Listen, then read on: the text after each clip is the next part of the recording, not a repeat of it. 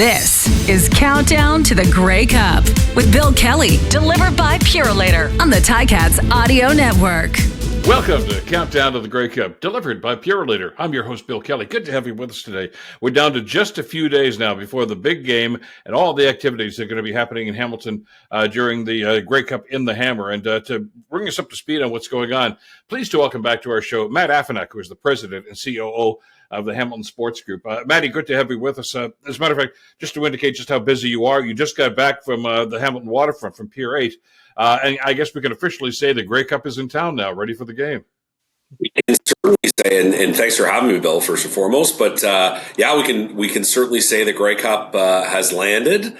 This time by sea in 2021 and landed by air. And want to thank our great partners at the Canadian Armed Forces for making sure the arrival of the Chalice is always so special. But yeah, it's on the ground here in Hamilton, and we're excited to get going. We should also mention, by the way, and this is breaking news because we just got the official word on this just a little while ago, the game sold out.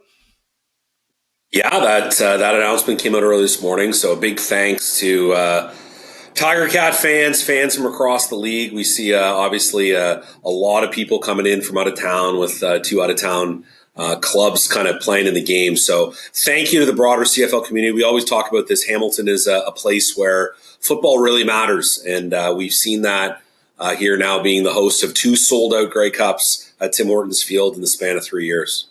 Well, I'll tell you, and I know we want to talk about some of the off-field activities. We're going to do that in just a couple of seconds.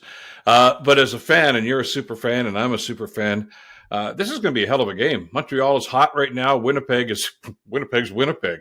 So this is it's kind of a pick'em right now, isn't it? Yeah, there's certainly some unique there is some unique storylines, on both sides of this thing. But I think, listen, as we all know, watching the league for as long as we have, Grey Cups always produce amazing games, regardless of who's playing, and usually coming down to the end and highly competitive. I think we expect nothing less here on Sunday. Two great teams that obviously have qualified to represent their respective divisions, and we know they're going to put on a great show on the field on Sunday. Now, having attended a number of Grey Cups, I know you have certainly, obviously, from your time with the Tiger Cats and with the league, weather is always a factor. I mean, I've attended games where it's been minus 30, high winds and pouring rain. I mean, it can be, but now this is early in the week, but we're looking at the extended forecast. It's going to be a nice day. It's going to be very nice and very atypical football weather for mid-November. I think our first thing on our radar, Bill, is that the weather is great for the start of the festival on Thursday. Yeah, so to your point, it seems to be trending that way. We all joke around here that we don't really take weather that seriously until about 24, 36 hours out. But at the same time, you're right, the long range is looking great. And, who's kidding who? Great weather always contributes to making it a great experience, whether you're walking up and down James Street starting Thursday or coming down for the game on Sunday. So the weather's a big factor, and the sun's shining, so that's great. Now, for the people in the Hamilton, Burlington area that are familiar with this, as you mentioned, the big festival starts on James Street on Thursday. Over 40 local bands are going to be playing off and on all the way up and down the street. There's going to be many stages, by the way, just so people are aware of that. And there are refreshments available, shall we say, on site, and a number of other things. There are going to be some booth setups, some craft setup. It's going to be a blast, and it's basically we shut down one of the main streets in Hamilton, and it's a party for 4 days. I think, Bill, on top of it being a party and about the music, and obviously everything down there on James Street is free to attend. But I think what we're most excited about is just there's really something for everybody. So while there's music and things to eat and drink, there's lots of stuff for kids. There's lots of programming, interactive programming inside the John Foot Armory there for kids to participate in the game and be a part of Canadian football and that experience. And I know that's a part of this festival planning that we're really excited about. And as we all know, it's a PA day for students in the Hamilton Wentworth and Hamilton Catholic school boards on Friday. So we hope a lot of families and kids can get down. So in addition to all the fun things, team parties, music, for the adults, there's lots of stuff for kids to do. We hope to see them down during the day, Thursday, Friday, and Saturday. Now, our good friend Tim Podesic, and I know you work very closely with Tim all the time. Of course, he's a member of the Tiger Town Council, the Business Advisory Board for the football team. But also, he has an incredible arranger of some of these fabulous activities. He is Mr. Street Festival around here in Southern Ontario. And we should say that I'm not going to get into all the names, but of the acts that are going to be there, and there's a whole lot of them, it's going to represent the wide spectrum of music here in the Hamilton area. Yeah, there's going to be some rock, a little bit of country, some soul, some pop. Also, of course, the Aboriginal and Indigenous music. It's all going to be involved there. So I know it sounds like a cliche, but there literally will be something for everybody. Yeah, and listen, having great partners to help us deliver this event, just with everything we have going on in terms of scale, you need that. And Tim, to your point, Bill, is the best there is. We're excited about the musical lineup, but we're also excited about the other programming in terms of, as you said, Christmas markets and the Santa Claus parade and all the stuff that will descend in that James Street area. But it's nice to have, parts of our community involved in the Grey Cup through things like Super Crawl or Santa Claus Parade that they may not be the biggest football fans. And that's great. Like, this is really Grey Cup and Grey Cup Festival. We've tried to think about it more as a community event than as a football event, knowing that there's lots of great things for the football enthusiasts from the team parties and the other things that we have going on. Now, we mentioned, of course, James Street, and one of the main arteries in downtown Hamilton is where Party Central is going to be. One of the other areas, of course, is going to be the Hamilton Convention Center, which is, by the way, only a block away. And that's going to be team headquarters for all the teams and a lot of activities happening through the course of the week, too. We talked about some of the vendors. There's going to be CFL merch there, of course, individual team merch. It's really kind of an open market when they get set up there, isn't it? And that's really the primary location, Bill, for all these team parties. And if you've never been to a Grey Cup, and any of the listeners, one of the great experiences you can have is just seeing each of the local markets or each of the CFL markets being represented and seeing fans of every team coming together in just this uniquely Canadian setting where we might cheer for different teams, but we're all social and hanging out and have a good time together. So a lot of that activity, the majority of that activity, frankly, will be inside the convention center, and fans can get there Thursday, Friday, and Saturday evening. Now, and I'm a big fan of the Legends Luncheon, which happens on the Friday at noontime. And for those that don't know Hamilton, it's at Leona Station, which again is just down the street. It's at the far end of James Street. So while you're down there partaking of all the activities there, just head down there. Now, it was one of the highlights and has been every year because you see some of the all-time greats, not just former Tiger Cats, but guys from all over the country come here for this festival. It's always a great afternoon, isn't it? I'll break some news on the show, Bill. I was informed about a couple hours ago that the alumni lunch is the CarStar alumni lunch is sold out. So we're thank you to the bigger and larger community. That event is sold all the way through. Always one of my favorites, just as a CFL fan, and we're very excited. Every Grey Cup, the local market and the local market alumni always step up and do a great job delivering this event. And kudos to, Leo Ezrins and Ryan Donnelly and Jason Riley and their whole planning committee.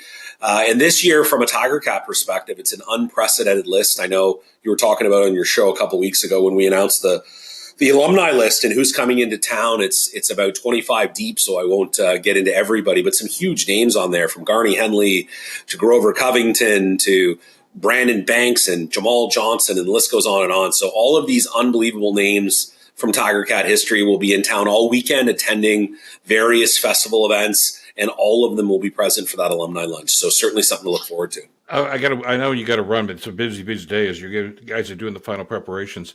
But I got to tell you, just as an aside, on Friday, Rebecca, who's of course past president of the Tiger Town Council, my wife, we went down to the stadium on Friday afternoon to have a look around. And it is transformative what's happened to Tim Hortons Field in the last few weeks, isn't it? People are going to be surprisingly shocked at the work that's gone into this to make this thing work. It's going to look a little different, maybe a lot different, I guess, in some situations. But they're ready for the show, aren't they? From where Green Day is going to play at the halftime show to the other activities at the other end of the field, it's really ready to, at this point, ready to rock and roll, isn't it? And it's remarkable the transformation that's happened so quickly. But I'd actually remind, and you can see all this stuff on greycupfestival.ca, but we released some renderings back in July. I always give credit to our stadium operations team and our marketing team. It looks remarkably similar to what those renderings were. It's actually crazy. So they've done a great job, all of our partners bringing this thing together. But yeah, the fans that haven't been in here since the last Ticat home game, I think will be blown away about the differences. And it really creates what we call a bowl effect, Bill. So both the north and south, as you know, at a normal configuration at Tim Hortons Field are really open for social spaces. Those have been enclosed between temporary suites and other temporary seats and other things we've done for Green Day. So they'll see it's more of a closed bowl factor, but it definitely feels like a different experience. And obviously, when you do the Grey Cup, you have to get everything to Grey Cup scale. And I think we've done that with the Grey Cup, or excuse me, with the stadium.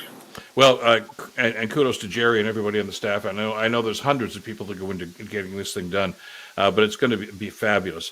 You got to run. You got a lot more work to do. I know there's big game on Sunday, but a lot of stuff going on in between time. As you mentioned, Matt, if people want to get more details about this, just go to greatcupfestival.ca and they can get all the details on that. Thanks so much for spending some time with us today. Really appreciate it. Always a pleasure, and look forward to seeing you at the events, Bill. You betcha. Matt Afinec, President and CEO of the Hamilton Sports Group. As we continue with Countdown to the Grey Cup, in just a second, one of the all-time great players in Canadian football will join us. Stick around. Fabulous kick by Hank Illesic. I've never seen a more lively leg than Illesic has. When he hit the ball, I mean, it was boom.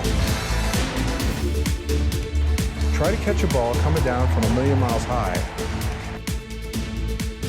All right, boom out one of those 87-yarders for us. I watched you in practice. You look spectacular. There were high expectations in Edmonton for excellence. Hank became one of the youngest players to win the Grey Cup. Welcome to Countdown to the Grey Cup, delivered by Purolator. I'm your host, Bill Kelly. We had so much fun talking with some of the greats in the CFL as we head towards Grey Cup here in Hamilton in the Hammer. Just a few days away right now, and of course as we get closer and closer to find out who's going to be on the field. And one of the highlights of doing this show has been talking to some of the people that have gone through this process in past Grey Cups.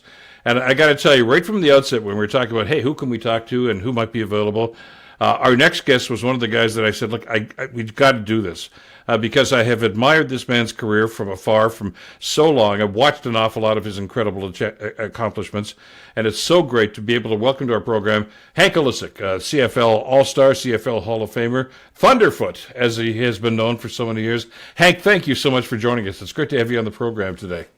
Pleasure being here, actually. And yes, Grey Cup is not too far away. Let's talk about your career. And I know here, folks that are watching our show in the East may or may not be aware, you signed with the Edmonton Eskimos. You were 17 years old. You were the youngest player in professional football to sign as a kicker. But it's not as if you just walked into the Eskimo locker room and said, hey, here's a...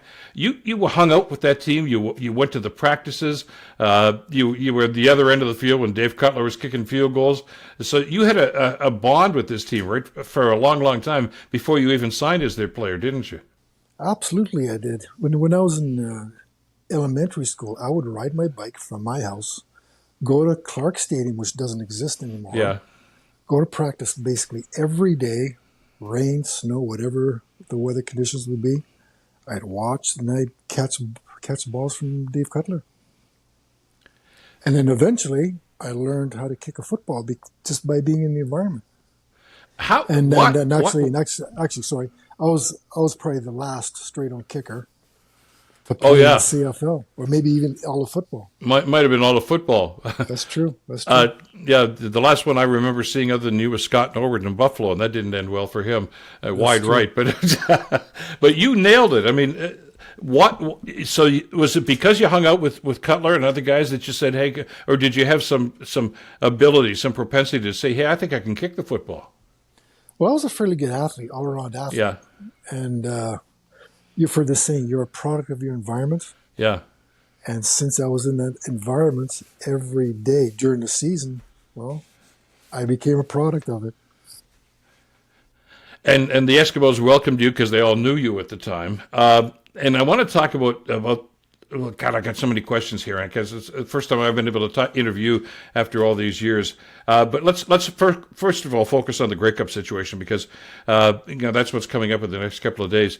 A couple of shows ago, I was talking with one of your former teammates, Warren Moon, a pretty good athlete in his own right, and we talked about those 5 straight Grey Cup championships, and how many athletes actually get to share championships 5 years in a row, and that number's pretty small.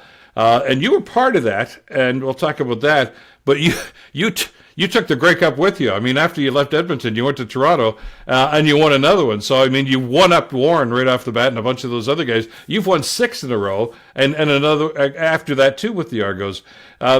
So it's as if the Grey Cup and championships seem to follow your career around. Well, since I got traded to Toronto, I guess we should share the cup a little bit. And so, hey, it was a very good move on my part. It really was. And we had the team in Toronto that was ready for it. They really did. In 1982, the Argonauts played against the Eskimos. And yes, the Eskimos won. But 83, it was their year. It definitely was. Did you pack the Grey Cup in your luggage when you moved to Toronto? Because it seemed inevitable that this was going to happen. Couldn't get past the metal detector. You went from this great team with so many great players on the Eskimos, Dave Fennell, Warren, we talked about Tommy Wilkinson, Angelo Santucci, an old classmate of mine back in Hamilton way in the days, Lumsden, there's so many great players. So you go to Toronto, and that's a stacked lineup too. I mean, you've got Bobo Bilovich as the coach, you got Conridge Holloway and Joe Barnes and Cedric Mitter and so many. Yeah, Terry Greer. What a team. Yes, we had a very, very good team. Like as I mentioned, it was their year in 1983. And you were a big part of it. It was ours to lose. Mind you, I almost lost that game on field goals. But I'm going to talk to you about that in a second. Now, I know Bobo Bilovich because Obi has been around for a long, long time and was the GM here in Hamilton for a while. And we talked about that. I got to know him pretty well. And he talked about that team and your contribution. And he looked at it and he says, you know what? He says Hank was the missing piece. That's what we needed to get to that next level, which is why the trade was necessary for them. Did you feel any pressure when you went there to say, okay, I'm the guy that's got to make this happen for them this year? Absolutely no. Because of the talent with Conridge and Terry, I tell you what, they move the ball up and down the field basically whenever they want. And then when they stalled, well, then it was up to me to switch the field. And I tell you, we had a hell of a team that year. We really did. We had a lot of fun. But you had you were a punter and a place kicker, which doesn't happen an awful lot. It may be more in the CFL than in the NFL, but it was a dual role. And I got to ask you, because I've talked to Paul Osbaldiston in Hamilton, because he adopted that dual role too, and others have. Some haven't, because they just haven't had it. Is there a difference? I mean, you're a place kicker, you're a punter. Certainly there's a different technique right now, but is there a different mindset, a different approach to how you kick the ball? Absolutely, because I was a straight-on kicker. Yeah. It takes a lot out of your leg, because the thing is, with a soccer-style kicker, you use your body momentum to go through the ball. But with a straight-on kicker, you're basically all leg. I kicked field goals for 2 years. We decided, it was mutual with Obi and myself, that we'd let that go. I would do the kickoffs and let Lance Chomak do field goals. As a result of that, it extended my career. It really did. Let's talk about that first Grey Cup with Toronto. After winning 5 in a row, you become a Toronto Argonaut, and we talked about that incredible team that Obi coached, and Conridge and Joe Barnes and so many others. You're playing the Grey Cup. You're in BC. The pressure is always on the kicker, right? I mean, that's a guy trying to hit a 5-foot putt with the whole entourage at the golf course watching, and it's on. And it didn't go well for you the first part of that game, did it? Well, absolutely not. And as you say, there's a lot of pressure on the kicker because we are the last one to touch the ball. Yeah. So a quarterback can throw the ball, the receiver miss it. Well, it was receivers, not the quarterback's fault. But with a kicker, you're by yourself. There was a lot of pressure. As you mentioned, it was in BC against the Lions. I will never forget this. My first field goal I missed. The crowd was fairly loud. The second time I go in the field to do a field goal, the crowd gets even louder. I missed it. Okay. The third attempt, it was so loud you could not even hear Jan Currency call for the ball. That's how loud the crowd is. And then, as the ball goes through the uprights, complete silence. So you can basically go from a deafening crowd noise to complete silence. I looked around the stand and said, oh, geez, What now?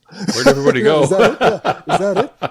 Oh, it was. I've never experienced that before in my life. So what's going on in your head when that's happening? Because we see that in sports, place kicking, basketball, free throws and stuff like that.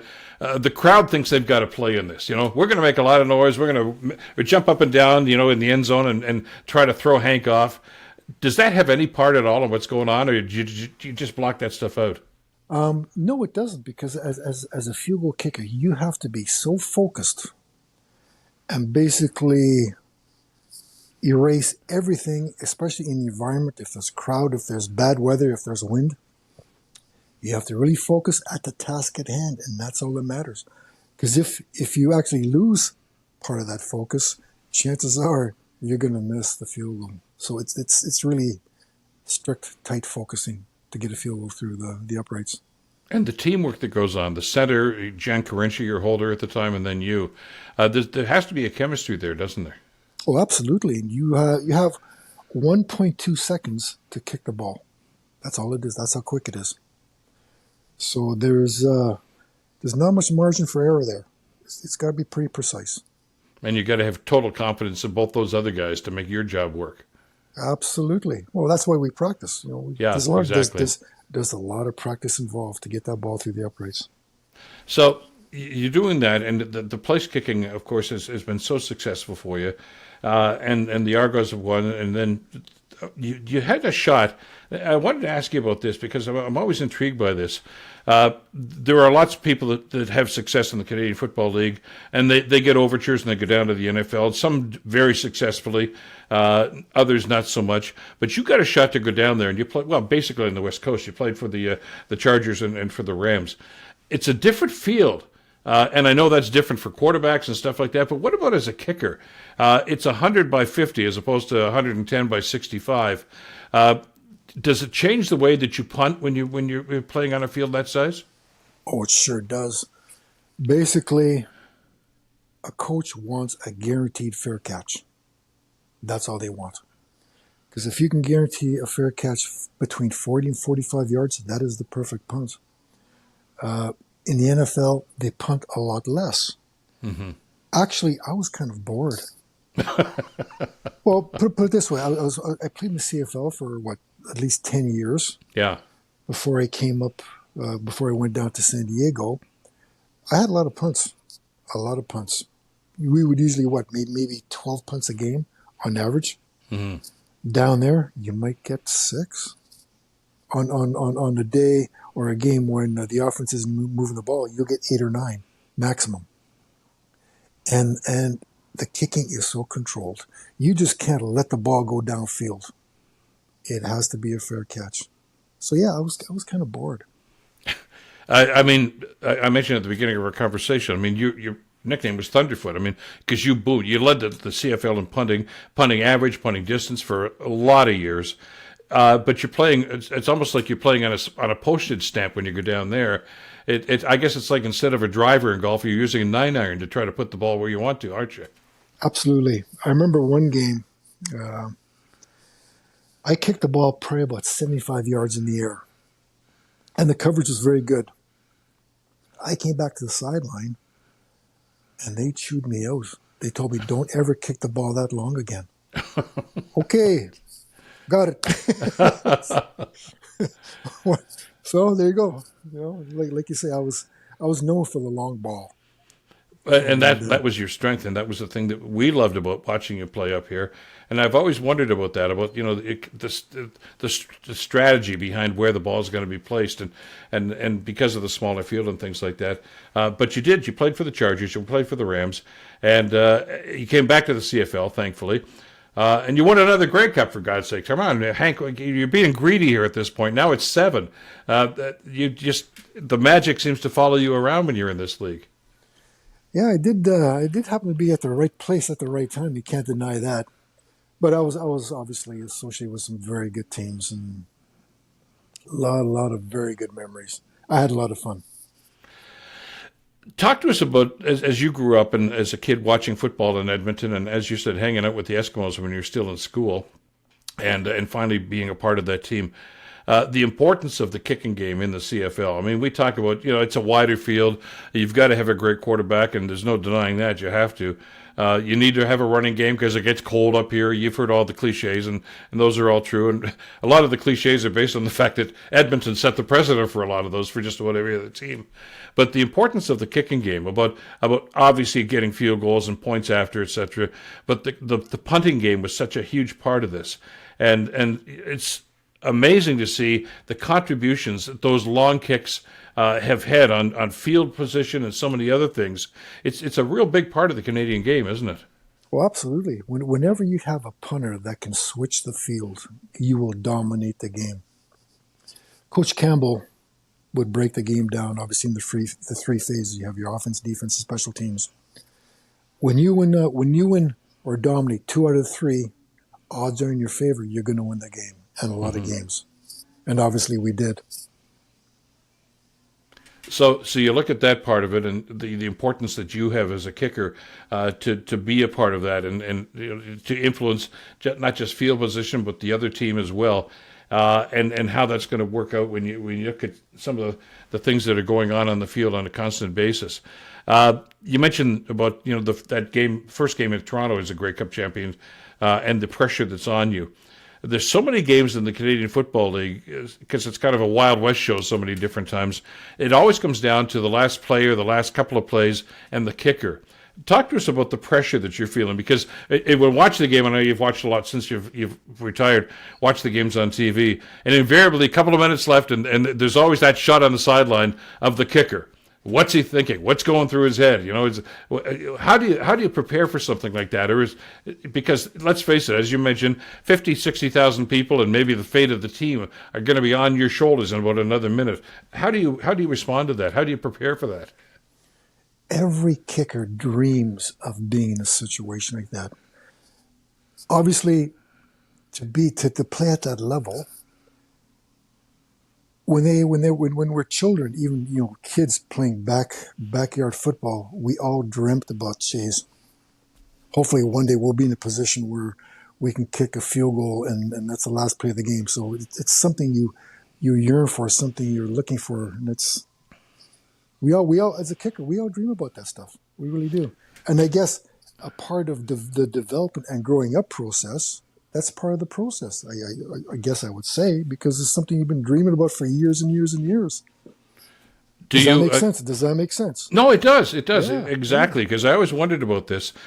Because, like I say, it's like a goaltender in a penalty shot in hockey.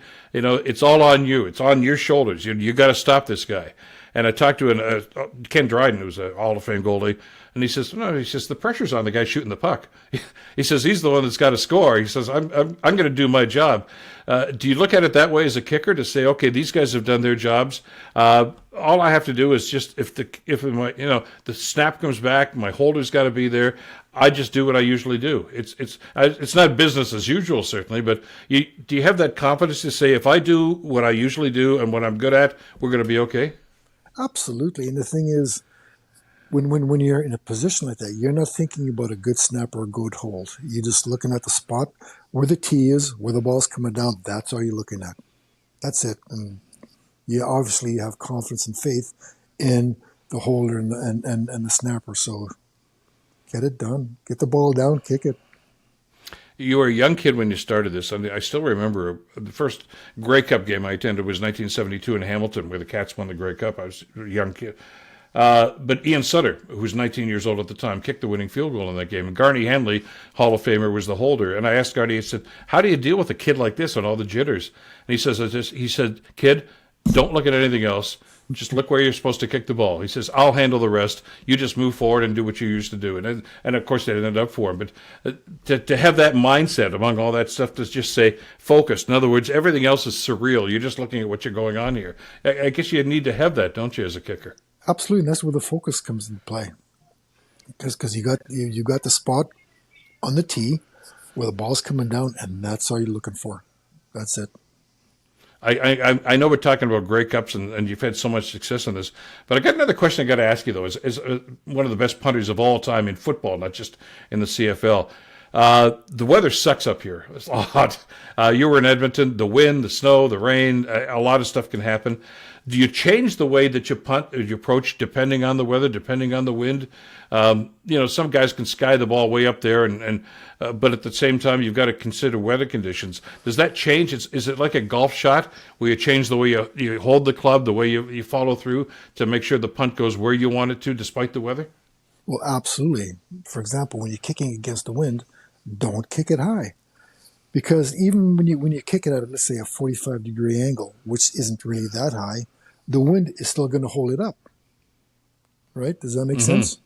Yeah. And actually, when you're kicking against the wind, you put the ball on your foot. You don't drop the ball. Because if you drop the ball, the wind will blow it. And then you're chasing the ball. And that's where the shakes come in. So whenever there's a wind factor, put the ball on your foot. Period. Don't drop it, because you will lose it. Who do you, as you watch the game these days, are there kickers right now that you say, yeah, he gets it, he knows how to do this in this league? The player in Calgary, he's good. He's very good. And the Ottawa kicker. Yeah, well, he's already set the record for consecutive field goals, hasn't he? So I mean, for field goals, yes. But the punter, is it Richie? Who's in Ottawa? Yeah. Yes. I believe he got the All-Star this year. Yeah, I believe so too. He's a good punter, very good punter. As we said, there's a magic that comes in, and this is one of these things where the country itself, even if you're a passive football fan, Grey Cup week, you start paying attention. Who's going to be in it? Who are the players? And there's something magical that happens on this week that goes on here, and that we're going to have it in Hamilton this year. We're so excited about this. As you and I are talking, we're not sure who's going to be there. There's still 4 teams that are in the running for it, but the element is who's going to be there on Sunday, who's going to play the game. And I know it's a cliche, Hank, but I think it holds true in the Canadian Football League. The kicking game will probably decide this game, and that's not unusual, is it? Well, absolutely. It's all about field. Football is a game of field position and possession, because as long as you have the ball, you don't turn it over, the other team can't score. Mm-hmm. So that's the key during weather factors. Maintain the ball, keep it as long as you can, make some ground, and then when you do have to turn it over, make sure you flip the field and hold them down there. And then eventually you will gain ground and get yourself in position for a field goal or a touchdown. Or on the other side, of course, if you're down there, you got to come away with points, and that's something you did as well as anybody, probably better than most in this league. Well when I played, whenever Coach Campbell's philosophy is, when you're kicking with the wind, it doesn't matter where you're on the field. If you can get a point, take it. Mm-hmm. Take the point, because it all adds up. And especially when there's weather involved. All you got to do is win by 1 point. They do add up. Exactly. They do exactly. Well, we'll see how this one's going to turn out. And again, the kicking game in this league is always such an important part. Hank, it was such a pleasure to have you on the program today and to reminisce about a brilliant career that you've had. Thanks so much for this today. Oh, my pleasure. Thank you very much. Hank Illesic, Thunderfoot, as he was known, and carries that reputation. And that's it for this edition of Countdown to the Grey Cup. Now, for all the latest info about the Grey Cup, you can go to greycupfestival.ca and watch for the next edition of Countdown to the Grey Cup. I'm Bill Kelly. We'll see you next time on the Ticat Audio Network.